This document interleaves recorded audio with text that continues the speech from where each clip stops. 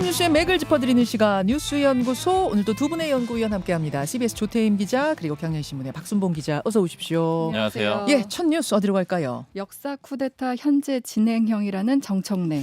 김영석 독립기념관장의 발언이 일파만파, 특히 여당을 중심으로 퍼져가고 있습니다. 네, 더불어민주당 대표, 원내대표, 이제 당내 투톱이 김 관장 겨냥해서 이제 강도 높은 비판을 지금 쏟아내고 있는데요. 네. 그 김영석 독립기념관장의 발언, 그러니까 15일 광복절 경축식 기념사에서 광복은 연합군의 선물이다 이렇게 한 발언 때문이거든요. 정청래 대표는 어제 최고위 회의에서 우리 민족의 피와 희생으로 이뤄낸 독립 역사를 부정한 망언이다. 지난해 우리는 또다시 빛의 혁명으로 민주주의 빛을 지켜냈다. 하지만 지금도 빛을 빼앗으려는 역사 쿠데타가 계속되고 있다. 이렇게 밝혔어요. 예. 지금 이것과 관련해서 또 건국절 논쟁도 이제 다시 시작되고 있는데요. 1919년 임시정부 수립을 부인하고 1948년 정부 수립일을 건국절로 보자는 주장은 헌법 정신 부정이고 역사 왜곡이다. 초대의 이승만 대통령도 1948년 9월 1일을 관보로 대한민국 30년을 명시했었고 이를 부정하는 건 역사 내란이다 이런 표현을 썼어요.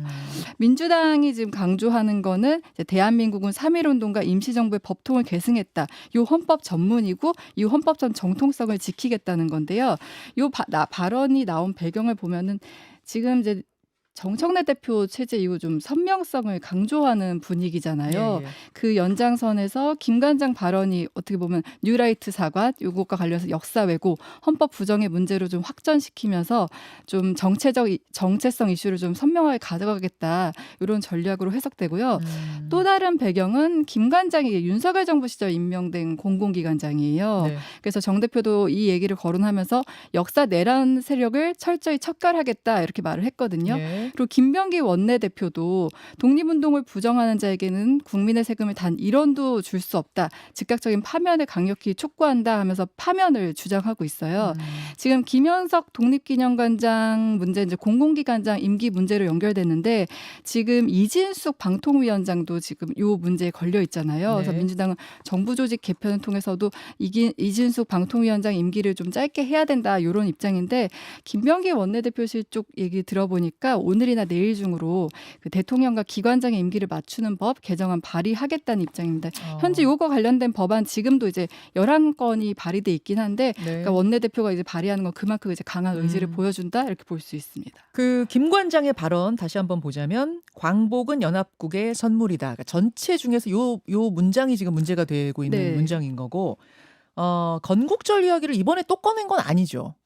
네, 이번에 꺼낸 거 아니고 예. 그 김 관장도 얘기하는 게 이 발언만 발췌해서 왜곡해서 보도했다 이런 입장이긴 한데요. 어쨌든 이 발언이 지금 논란이 되고 있는 상황입니다. 그러니까 그 발언에서부터 시작해가지고 다시 이제 건국절 논란으로 네. 확전되는 분위기다. 이 내용을 브리핑해 주신 거예요. 박순봉 기자. 네. 이 흐름은 어떻게 보세요? 일단 방금 말씀하신 네. 그 건국절 논란으로 확산이 된 거는 이제 정청래 대표 표현에도 있었고 그 다음에 지금 김재원 최고위원 후보가 또 맞받아 쳤거든요. 그걸 가지고 이제 좀 논란이 좀 확장이 되는 그런 그림이 일단 한 가지가 있습니다. 김재원 최고위원 후보는 뭐라고 했습니까? 그러니까 이제 그렇게 따지면은 1919년에 나라가 있는데 왜 독립운동을 했느냐 이런 식으로 비판을 하는 거죠. 그러니까 지금 이제 요약을 좀 간단하게 해보면은 그러니까 1919년에 임시정부가 수립됐을 때부터 이제 대한민국이었다. 네. 이렇게 주장하는 측이 있고 이게 보통 진보 진영에서 이렇게 주장을 하고요. 예, 예. 그다음에 1948년에 좀 나라의 형태를 갖춘 다음부터가 대한민국 정부다라는 게 보수 쪽에서 주로 주장을 하는 거거든요. 그렇죠. 근데 이 이면에는 어떤 것들이 기본적으로 깔려 있냐면은 그 1919년을 부각을 하게 되면은 친일 행적을 좀 더 부각할 수 있다라는 게 진보 진영의 시각인 것 같아요. 근데 만약에 1948년 이후로 그 대한민국 정부가 수립됐다라고 주장을 하게 되면은 그 이전에는 나라가 없었으니까 소극적인 친일 행위에 대해서는 좀 방어를 할 수가 있거든요. 그리고 또 보수 진영 입장에선 1948년을 이제 나라가 세워진 때로 본다라고 하면은 이승만 정부의 역할이 굉장히 좀 강조가 되는 거예요. 그렇죠. 그러니까 건국을 한 대통령 이런 식의 이미지가 있기 때문에 이걸 가지고 기본적으로는 늘 오랫동안 쌓아왔던 내용이다. 한참 됐죠. 네, 그 논란이. 굉장히 좀 오래된 얘기들인데 예, 건국절 논란. 그럼 다시 한번 왜 일단 부각이 되느냐? 아까 말씀해 주셨는데 일단 알박기 인사 요 논란에 대한 대응 측면이 한 가지가 있습니다. 그러니까 지금 김영석 관장 그 독립기념관장이 네. 차관급이고 임기가 3년이에요. 근데 네. 언제 임명이 됐냐면 작년 8월 6일에 됐거든요. 네. 그러니까 이렇게 되면 지금 2년 정도가 남아 있는 상황이잖아요. 그러니까 이 임기 동안 계속해서 독립기념관장이 윤석열 정부에서 임명된 사람인 거거든요. 그리고 지금 윤석열 정부 때 지금 공공기관 같은 데 임명된 사람들이 지금 꽤 있거든요. 그러니까 그런 사람들 얘기를 최근에 들어봤는데 하는 얘기가 뭐냐면은 우리는, 그러니까 이제 윤석열 정부를 얘기하는 건데, 우리는 하나도 못 잘랐다. 그러니까 문재인 정부 때 임명됐던 사람들 한 명도 못 잘랐다라는 거예요. 그래서 이재명 정부도 못 자를 거고 우리도 버틸 거다. 이런 식으로 좀 얘기를 하고 있거든요. 그게 실제로 아까 말씀해주신 뭐 이진숙 방통위원장 사례도 있는 거고요. 네. 그러니까 그러다 보니까 이걸 지금 전반적으로 좀 압박을 하는 그런 의미가 한 가지가 있습니다. 그리고 이제 민주당 그 정청래 대표 체제에서 국민의힘을 더 강하게 압박할 수밖에 없다라는 얘기는 좀 여러 번 해드렸었는데, 네. 이 구조적으로 좀 그런 측면이 있어요. 태생적으로. 기본적으로 이번에 정청래 대표가 당선이 될 때 민주당 의원들이 많이 했던 얘기가 뭐냐면은, 저도 조금씩 전해드리긴 했었는데, 그러니까 이재명 대통령은 진보 보수를 아우르는 대통령이 되고 싶은데 강경 지지자들 입장에서는 이게 좀 아쉬운 사람들이 있다라는 거예요. 검찰 개혁도 빨리빨리 해야 되고, 그다음에 소위 말하는 민주당 입장에서는 내란 세력인 국민의힘을 확실하게 척결을 하고 이런 행동들을 해줘야 되는데, 좌우를 아우르는 대통령이다 보니까 그 속도를 좀 못 내는 측면이 있는데, 이게 아쉽다 보니까 이걸 정청래 대표가 해줄 수 있지 않겠느냐, 그런 기대가. 이런 기대 속에서 예. 당대표가 선출이 됐으니 예. 이 보수 진영하고 적극적으로 싸울 수밖에 없다라는 거고요. 그래서 이제 내란 척결 이런 것들을 계속해서 강조를 하고 있는 게, 정청래 대표 입장에서는 여당 대표는 사실은 별로 그렇게 싸울 대상이 원래는 별로 없어요. 그렇죠. 여당은. 네. 네. 대통령과 야당 대표의 대립구도 속에서 약간 잊혀지는 게 여당 대표인데, 이런 태생적인 구조를 가지고 태어난 당 대표니까 야당을 끊임없이 몰아붙이는 이런 구조가 또 만들어지게 된 겁니다.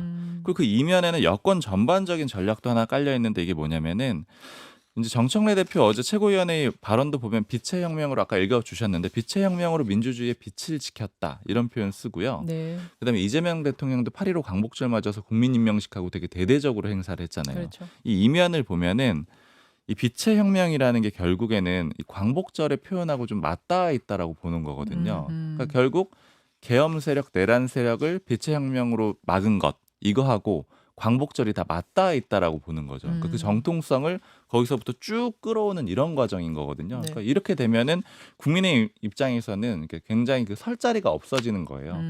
친일 운동도 안 했고 운동권도 아니었고, 그리고 더더군다나 이제 내란 세력으로 몰리는 이런 그림들이기 때문에 네. 대통령실과 민주당이 이걸 다 같이 좀 함께 움직이고 있다, 이렇게 좀 볼 수 있을 것 같습니다. 역사 전쟁이 시작됐다 이렇게 보면 돼요. 지금의 네. 흐름을. 그리고 기본적으로 지금 최근에 이제 논란이 됐었던 리박스쿨 같은 건들 있잖아요. 네. 그리고 박근혜 정부 때도 교과서 논란 같은 것들이 계속 있었거든요. 그러니까 이제 보수 진영에서는 이 이승만 정부하고 박정희 정부를 잘 띄우지 못하면은 정통성이 좀 약하다라고 보는 측면들이 있어요. 그러니까 이제 아마 계속 방어를 할 것이고, 특히 이제 이재명 정부에서는 아까 말씀드린 빛의 혁명이란 이 그림을 가지고 끌고 갈 거기 때문에 역사 전쟁은 좀 이어질 걸로 보입니다. 예. 그래서 이제 광복절에 독립기념관장 이 발언에서부터 시작해서 이렇게 좀 커져나가는 그림이라는 거, 여러분 흐름을 좀 이해하시면 되겠습니다. 두 번째로 넘어가죠. 김건희 건진법사 김혜성 특검 동시 소환. 예, 어제 김건희 특검이 김 여사, 그러니까 김건희 씨와 함께 건진법사 전성배 씨, 이른바 집사로 불리는 김혜성 씨까지 다 소환을 했는데, 조사는 어떻게 됐습니까? 김 씨 계속 이제 진술을 이제 거부했다 이렇게 알려지고 있는데요. 어제 구속 이후 이제 두 번째 조사였는데 한 오전 9시 43분에 이제 특검 사무실에 도착해서 한 오후 4시 37분까지 거의 한 7시간 가까이 머물렀는데, 거의 조사 시간은 한 3시간 정도밖에 안 됐다고 해요. 나머지는 이제 그 진술 관련해서 이제 거부권을 행사하고 이제 모른다, 기억 안 난다 이런 답을 반복했다고 하는데, 어제 조사에서는 그 김 씨가 주가 조작에 가담한 정황 드러난 이제 녹음 파일 등도 이제 제시했는데도 네. 거기서도 이제 모른다, 기억이 안 난다 이렇게 얘기를 했고요. 또 지금 전해진 바에 의하면 특검 관계자가 김 씨가 거짓말을 너무 많이 한다 이런 얘기도 했다고 해요. 지금 앞서 구속 후 첫 조사에서도 계속 이제 진술 거부로 일관했잖아요. 그렇죠. 특검은 이제 내일 오전 10시에 이제 다시 출석하라고 통보를 했고요. 그리고 건진법사 전성배 씨, 이제 언론에서 집사로 불리는 김혜성 씨도 이제 피의자 신분으로 어제 조사를 받았고요. 예. 전성배 씨와 관련해서는 그 통일교 측에서 받은 있는 명품 가방과 목걸이 김 씨에게 전달됐는지 여부를 이제 추궁했고요. 지금 또 특검팀은 통일교 간부 윤 전 본부장이 통일교 교인들을 무더기로 국민의힘에 입당시키는 과정에서 이 전 씨가 국민의힘과 연결고리 역할을 했는지도 추궁했다고 하는데 전 씨는 여기에 대해서 다 부인했다고 합니다. 자, 여기까지만 일단 먼저 정리하고 할게요. 그러니까 김건희 씨는 여전히 묵비권 행사, 네. 아무것도 답하지 않았다는 거고, 집사로 불리는 김혜성 씨는 그 전에 이제 전성배 씨, 건진법사 전성배 씨는 일단 받은 것까지는 확인이 지금 된 거잖아요. 통일교에서 줬다니까. 영수증도 나왔고 그것까지는 확인이 됐는데 내가 받긴 받았는데 김 여사한테 전달은 안 했다. 잃어버렸다. 물건은 잃어버렸다. 그러니까 지금 실물도 못 찾은 상태고 네. 전달도 안 했다고 하는 상태에서 맞습니다. 어떻게 이 부분을 입증해낼 것인가. 이 상태에서 이제 관계자들은 지금 다 모른다 이렇게 진술하고 있는 상황이고요. 그런데 어제도 건진법사는 나는 잃어버렸다. 네, 전달 안 맞습니다. 했다. 이 입장이었다는 네. 거고요. 김혜성 씨는 김혜성 씨도 이제 어제 여기는 또 33억 원대 횡령 혐의로 이제 조사를 받고 있는데 네. 여기서도 이제 진술이 나오지 않았고요. 그래서 지금 여기 어제의 관심은 3명을 동시에 불렀기 때문에 이게 말 맞추기 뭐 이런 것과 관련해서 대질 신문 가능성이 있지 않을까 했는데 이제 실제 대질은 이어지지 않았습니다. 네. 그리고 지금 특검팀이 또 들여다보는 게 김 씨가 왜 삼청동 안가를 사적으로 이용했다 요 얘기도 지금 새로 나오고 있거든요. 네. 이봉관 서희건설 회장이 이제 최근 특검팀에 낸 자수서를 통해서 작년에 서울 삼청동에 있는 안가에서 김 씨를 2차례 만났다 이렇게 얘기한 것으로 전해지면서 특검은 이것과 관련해서 좀 들여다보고 있습니다. 알겠습니다. 오늘은 한덕수 전 국무총리 특검에 출석하죠. 네, 여기 이제 내란 특검인데요. 내란 특검이 오늘 한 전 총리 피의자로 불러 조사하는데 이거는 뭐 많이 알려져 있지만 계엄 알고도 이제 막지 않았다 방조 혐의 있고요. 네. 사후 계엄 선포문 관련해서 은폐 과정에 개입했는지 이 부분에 대해서 이제 조사를 하게 됩니다. 또 그리고 한 전 총리는 앞서 국회에서 계엄 선포문에 대해서 계엄 해제 국무회의가 될 때까지 전혀 인지하지 못했다. 그리고 나중에 그 계엄 선포문도 양복 뒷주머니에 있는 걸 알았다 얘기를 했었는데 그 계엄 선포문 생기는 CCTV 나왔었잖아요. 네. 그래서 위증한 혐의도 지금 받고 있습니다. 자, 특검 이모저모 정리를 해봤습니다. 박순봉 기자 어디 주목하세요? 어제 이제 3사람을 동시에 불렀는데 특검에서 설명을 하기로는 그냥 우연한 것이었고 대질 신문도 없었다 이렇게 얘기를 했잖아요. 네. 그래서 이게 좀 이 지점이 좀 의아해가지고 수사기관 쪽에 좀 물어봤는데 아무래도 일단 설명은 그렇게 하고 있으니까 뭐 수용을 해야 되겠지만 전략적인 그런 의도를 가졌을 가능성이 좀 높다라는 그게 거예요. 무슨 말입니까? 그러니까 어떤 식으로 하느냐 좀 얘기를 들어봤더니 수사기관 쪽에서 설명을 해주는 거는 네. 방이 각각 3개가 이제 있을 거 아니에요. 음흠. 3사람을 동시에 불러서 각 방에 넣는답니다. 네. 그럼 이제 각 방에서 진술을 받고 조사를 하고 이런 식으로 과정이 있겠죠. 근데 이걸 총괄하는 사람이 밖에 한 명이 있대요.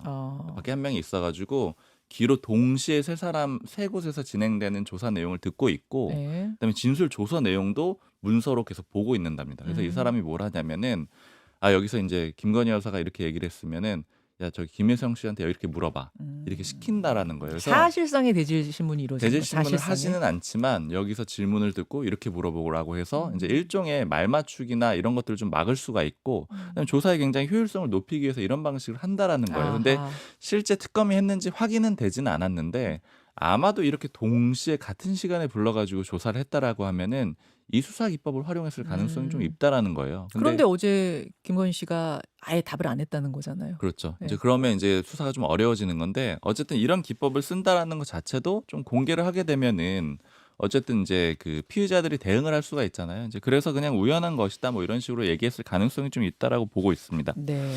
그리고 이제 또 하나 좀 주목을 해볼 수가 있는 게 지금 그 서희건설 쪽에서 낸 자수서에서 김건희 여사를 안가에서 2번 만났다 이렇게 얘기를 했잖아요. 네. 그러니까 지금 이제 요약을 좀 해보면은 원래도 김건희 특검은 굉장히 수사할 거리가 많을 것이다. 혐의 자체도 많다 이런 얘기들이 있었는데 수사를 하면서 그 범위가 굉장히 계속해서 좀 확대되는 그런 그림이에요. 그런 약간 느낌이에요. 뭐 네. 양파 같은 예. 그런 느낌이 계속 나고 있는데 지금 안가에서 2번 만났다라고 주장이 나왔으니까 그 이상일 가능성이 굉장히 높고 그다음에 안가에서 만났기 때문에 어떤 물건을 전달했을 가능성도 있지 않을까 이런 의혹도 갖고 있는 거거든요. 그러니까 이 부분에 대한 수사 굉장히 좀 확대될 가능성이 있습니다. 어떤 물건이라는 게 무슨 말이에요? 뭐 예를 들자면 지금 여태까지 이제 만날 때마다 서희건설 측에서 네. 이것저것 줬던 거잖아요. 예, 뭐 귀걸이 목걸이 이런 거요. 그러니까 이제 또 만나는 과정에서 빈손으로 갔겠느냐 이런 의심을 해볼 수가 있다라는 거죠. 안가에 따로 조용히 아하. 비밀리에 만나는 과정이었으니까 어떤 물건들이 전달됐을 수도 있지 않겠나. 이건 그냥 단순 의혹입니다. 예. 그리고 또 하나 좀 주목이 되는 거는 검찰로 좀 수사가 확대되는 방향이 있는 것 같습니다. 그러니까 지금 특검 쪽에서 아마 출처가 특검 쪽인 것 같은데 지금 의원실을 통해서 기사들이 좀 나왔던 것들이 뭐냐면은 지금 건진법사 전선백 씨 집을 압수수색을 하면서 여러 가지 의혹들이 시작이 됐던 거거든요. 네, 네. 굉장히 좀 커졌던 거는 당시 관본권이었었죠. 한국은행에 관본권 5천만 원이 집에 있었던 게 확인이 되면서 이 논란이 커지기 시작을 했는데 이걸 수사했던 것이 서울 남부지검이거든요. 지금 이제 특검 쪽에 다 내용을 넘겨줬는데 근데 당시에 그 5천만 원 관본권에 띠지를 다 분실을 했다라는 거예요. 그래서 지금 이제 100장씩 묶은 띠지가 하나 있고 그러면 이제 500만 원이잖아요. 네. 그럼 500만 원짜리 또 10개를 묶어가지고 비닐로 한번 싸고 예. 그다음에 스티커 붙이고 이렇게 돼 있는데 예. 이런 것들 다 잃어버렸다라는 겁니다. 돈 세면서 검찰이. 그게 가능한 일이에요? 그 뭐 중요한 검찰 걸 쪽에서 잃어버린다는 게? 해명은 뭐 이걸 돈을 세는 과정에서 실무진이 실수했다 이런 식의 지금 해명인데 근데 지금 나오는 얘기들은 뭐냐면 그 띠지에 네. 예를 들면 지문이 묻어 있을 수도 예, 있고 예, 어떤 뭐 예, 일련 번호가 그럼요. 있을 수도 있고 물론 이제 찍어는 놨다라고 하는데요. 그러니까 이런 것들을 지금 기사가 나오고 있다라는 건 뭐냐면 해석을 해보자면 확인된 건 아니지만 특검 쪽에서 검찰이 이렇게 어설프게 수사를 했다라고 하면서 내용을 흘렸을 가능성이 있거든요. 그러면 검찰의 부실 수사 의혹 이런 쪽으로 수사가 좀 진행될 가능성이 있기 때문에 지금 김건희 특검이 굉장히 좀 범위가 넓어지고 있다. 이런 좀 주목해 볼 수 있을 것 같습니다. 예. 그 이야기에서 이제 넘어가기 전에 아까 그 안가 얘기 조금 헷갈려 하시는 분들이 계시는 것 같아요. 안가에서 건네준 게 반클리프 아펠 목걸이고 그거 아니에요라고 헷갈리시는 분이 계신데 그게 아니고요. 그 목걸이 나토 3종 세트를 건넨 건 2022년이고요. 지금 안가에서 두 번 더 만났다는 거는 2023년 말부터 2024년 초. 그러니까 목걸이랑 이 장신구 다 돌려준 다음에 다시 안가에서 또 만남이 있었다는 거죠? 네, 어떤 뭐 예. 심리적인 성경 안정? 네. 뭐 성경과 관련한 말을 듣기 위해서 불렀다 하고 이제 안가에서 만난 건 작년이라고 하고요. 목걸이를 돌려준 거는 그 전이죠. 2023년 말에서 2024년. 맞습니다. 마음의 위로를 얻고 싶다는 취지로 서희건설 회장을 안가로 초대해서 만난 게 두 번 더 있다. 이렇게 자수서에 써 있다는 게 지금 새로 알려진 겁니다. 그리고 이제 또 알려진 게 그 왜 김진우 씨, 김건희 씨 오빠 예. 집에 있던 그 김진우 씨 집에 있던 그 그림 있잖아요. 그림 이우한 화백 그림이요. 네, 맞습니다. 그 그림이 지난달 16일에 그 김씨 장모 집으로 옮겨진 거를 이제 확인을 했어요. 오빠 집에서. 네, 예. 이게 그 이틀 전이에요. 특검이 김 씨가 이제 양평 고속도로 의혹 확인하기 위해서 대대적인 압수수색을 했는데 예. 그 이틀 후에 이제 그림이 옮겨진 것을 보고 네, 김 씨가 이제 이 특검 압수수색에 대비해서 그림을 장모집으로 옮긴 거 아니냐 이 부분도 또 들여다보고 있습니다. 그때 왜 이 그림이 여기 있냐고 했더니 그 오빠네 집 인테리어 공사하면서 그렇죠. 네. 이쪽으로 일단 인테리어 공사 때문에 옮겨놓고선 다시 안 옮겨서 그렇다라는 말이었는데 네. 시기를 보니까 그 옮긴 시점이 양평고속도로 난리가 난 고 무렵이다. 네, 맞습니다. 알겠습니다. 세 번째 이슈 넘어가죠. 이 대통령 기존 남북 합의 단계적 이행 준비. 이재명 대통령이 최근에 대북 메시지를 잇따라 내놓고 있는데요. 네, 해석을 좀 해볼까요? 네, 광복절 경축사에서는 흡수 통일은 추구하지 않는다. 북한 체제를 존중한다. 이렇게 못을 박았었고요. 어제부터 이제 의지 연습이 시작됐는데 대통령실에서 열린 의지 국무회의에서는 기존 남북 합의 중 가능한 것부터 단계적으로 이행하라 이렇게 지시를 했습니다. 이게 뭐냐면 2018년 문재인 정부 당시 이제 맺었던 9.19 군사합의, 그러니까 비무장지대 GP 철수, 군사적 적대행위 중지 같은 이제 합의를 부분적으로 다시 살리겠다 이런 뜻을 내비친 건데요. 네. 대통령의 이 같은 메시지는 우리는 이제 북한의 적대 의도 없다, 대화할 준비가 돼 있다 이런 걸 좀 분명히 하려는 것으로 보이는 상황입니다. 북한의 반응은 아직 차갑잖아요. 북한은 차가워요. 김여정 노동당 부부장 남측이 뭐 개꿈을 꾼다 이런 네. 말하면서 확성기 철거 보도 부인했고 오늘 조금 전에 들어온 소식에 의하면은 김정은 위원장이 조선민주주의 인민공화국의 의지 훈련과 관련해서 조선민주주의 인민공화국의 가장 적대적이고 대결적인 입장 표명이다. 명백한 전쟁 도발 의지다. 이런 입장을 밝혔습니다. 여기까지 두 분 수고하셨습니다. 감사합니다. 김현정의 뉴스쇼는 시청자 여러분의 참여를 기다립니다. 구독과 좋아요, 댓글 잊지 않으셨죠? 알림 설정을 해두시면 평일 아침 7시 10분 실시간 라이브도 참여하실 수 있습니다.